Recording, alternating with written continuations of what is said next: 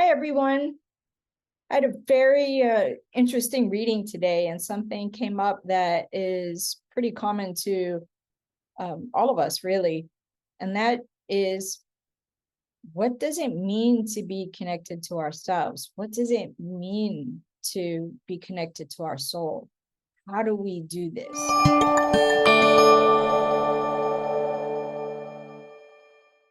When it comes to connecting with ourselves, that actually means also connecting with our soul. And the reason that this is so important is because we each have a unique path to live here in the physical world, right? And the thing about this is, I understand that we have to compromise at times. We're dealing with work situations, life situations, nothing but, challenges at times. And yet, the most balanced way and understanding that I have and have received from my guides, but also other people's guides and readings, is how do we do that? And why is it so important? So here's the deal. Once you start connecting to yourself, you're actually deepening that connection to your own soul. And this is important because it helps you make decisions. It helps for you to be a little bit more objective, if you will, around what is right for you and what is not right for you. A lot of us compromise to the point of hurting ourselves or spreading ourselves too thin. And for a lot of us, it's also really hard to say no. We can say, maybe not today, not right now. But here's what happens. And this came out of this reading today. And this is why I decided to talk about it, because I see it too commonly. And it's only from my guides I've learned about this. Okay. So I put into practice what I talk about here, and I'm not a psychologist by any means, I'm not. But a lot of us have difficult childhoods or difficult periods in our life. And I mean, we're all going to run into difficulties. I don't care who the person is. We're all going to run into challenges and difficulties. And in the United States, I can only speak from this culture because that's what I know.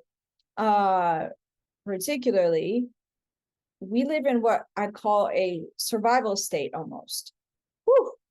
I got through that difficult period of time, and then we don't look back on it and learn from it or release it, and next thing you know, boom, we're on to the next challenge.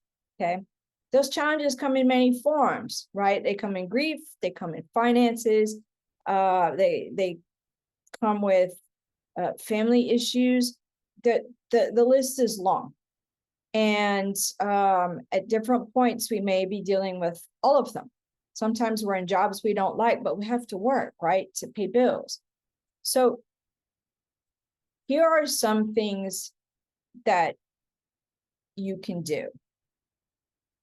And they may seem a little bit silly, especially this first one, but a lot of us, when we're younger, let's just say ages 15 to 25, okay, in that time frame, during that time frame, a lot of us feel the possibilities are limitless. When I get to this age and I'm making this much money, these are the kinds of things I'm gonna do. We tend to have more of a exploratory imagination in general. There's never a hard and set rule for every single person, but we tend to have that list. And then thing by thing by thing by thing, catches up to us, buries us, prevents us from doing those. We deal with multiple traumas, from little traumas to big traumas. And piece by piece by piece, we start to bury that side of ourselves. And the more we don't release, work through, or let go, and I mean really work through our challenges, then it's like a layer after a layer after a layer gets placed in between how we're operating now and who our true self is. And then we actually start to lose ourselves a little bit. Now, in the case of the reading I did today, it was very interesting because it was medium and psychic, and I always ask, how can I be in service of this person psychically? Mediumistically, that's taken care of, right? We're always in service, but I always want to make sure I've done some work psychically before a reading. And in this case, one of the things that came through from my guides is other people are dictating this person's path. And I thought, ooh, that's a big statement. That is a big statement. So there were some other things that came up, and I mentioned them, what I had written down ahead of time, and she agreed. But when it came to other people dictating her life, it came about in the same scenario of what I've mentioned. Piece by piece by piece by piece. She did not have an easy upbringing. All right. And she did so much for others to the sake of compromising herself by trying to be a good person, because there was a set of parameters that she was taught of what a good person is. Now, I'm going to tell you, she's already a good person. However, it's important that you don't compromise yourself so much for others to the detriment of yourself. Now, this situation, and I'm sure a lot of you can relate to this kind of thing, is complex because it starts in youth. You know, some of us have more challenging childhoods than others, or things happen along the way that add to these challenges, and then we kind of maybe disconnect from ourselves a little bit. And then what happens? The world is leading us versus us leading by what is right for our path or our own sense of power. When we know how to connect with ourselves, then regardless of what is going on, we can always get to that place that is right for us to help us cope, deal, and be more aware. That's where your power comes from. We can be powerless in a lot of situations. There's many ways that we cannot change things, right? However, but when we're connected with ourselves, or we know how to connect with ourselves, then we are saying to our soul, okay, I'm coming back to me as who I am, the essence of who I am. And when you do that, all of a sudden now, your path starts to open up and shift. Some of the steps that you can do are tiny. If you're somebody that likes to sit outside 5 minutes if you can, any time of the day. Doesn't matter. Be outside. If that brings you joy or a sense of, I'm getting out of my cubicle, and getting some fresh air, then do that. Make a list of all the things that you think one day, or you thought when you were younger, one day I will do XYZ. Make that list. Look at it. See if is there anything on that list that you can do now or in the near future. These don't have to be big things.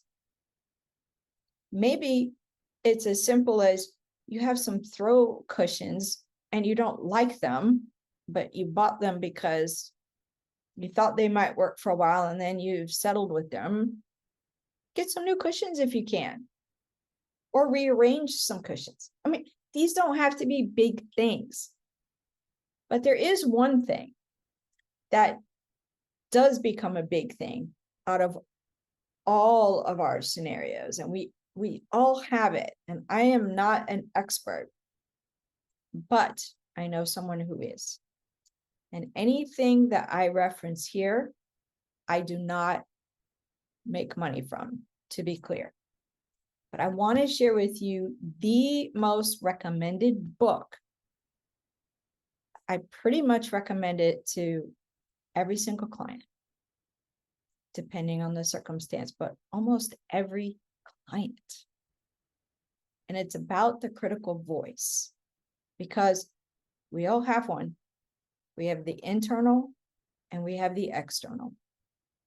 The internal one, a lot of us are going to be familiar with.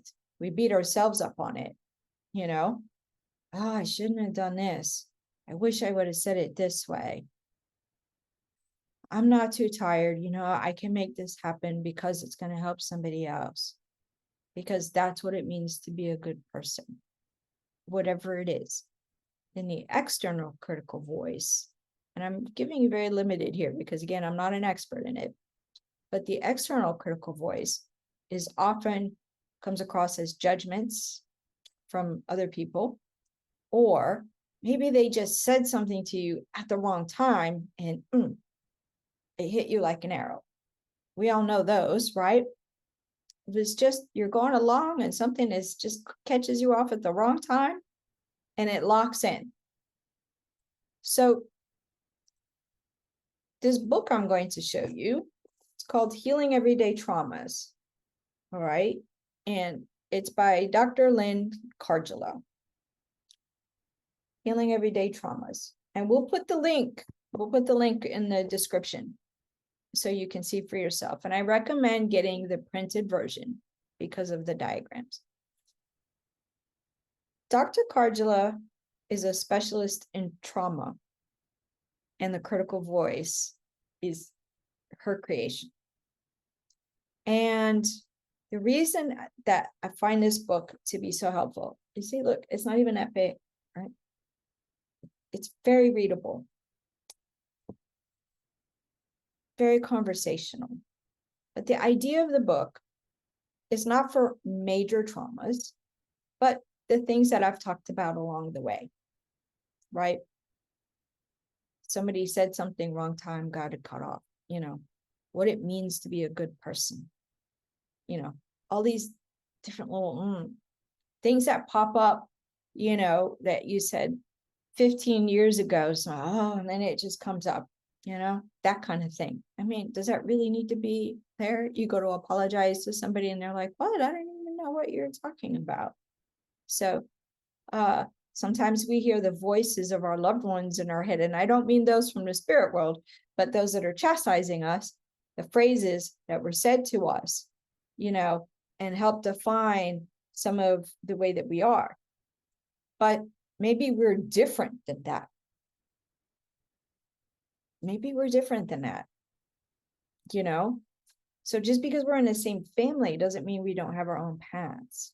So the way this book works is she talks about the interior critical voice, the exterior critical voice, ways to identify it, ways to reframe it, what it really means.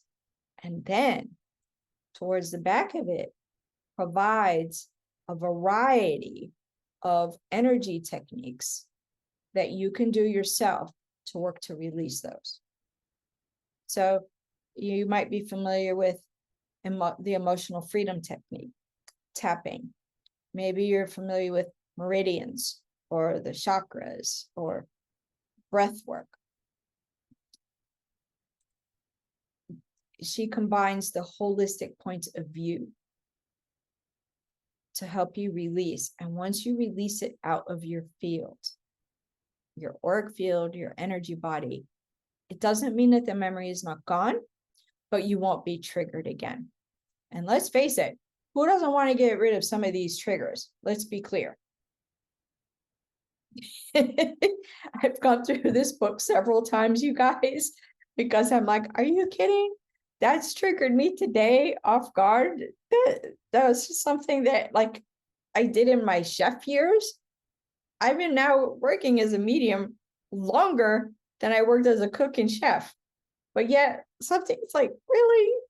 I often joke, how big is this onion anyway? How many layers do I have to pull away? But, you know, to get to the crux of the matter and deal with it. But I'm a person just like the rest of you. And so we all have lessons. And so I have mine too. You know, I have mine too. And I continue to work through them. And the more you work through them, the lighter you become. The lighter you become, the more connected to yourself you become. The more connected to yourself and the more connected to your soul, the more you understand what your path is about for you. We don't need to be mean. We don't need to be harsh.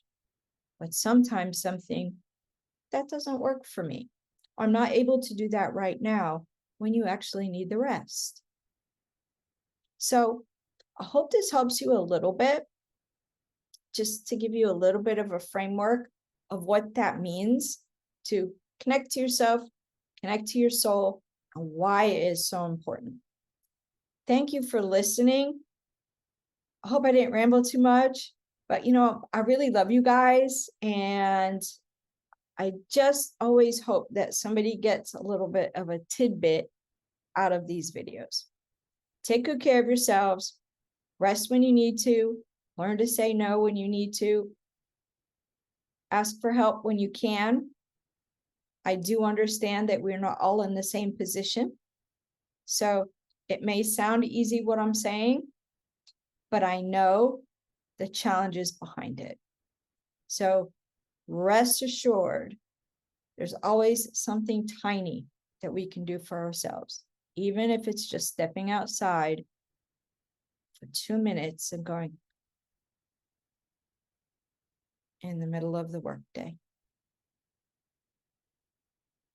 Take good care of yourselves, and I'll talk to you guys again soon.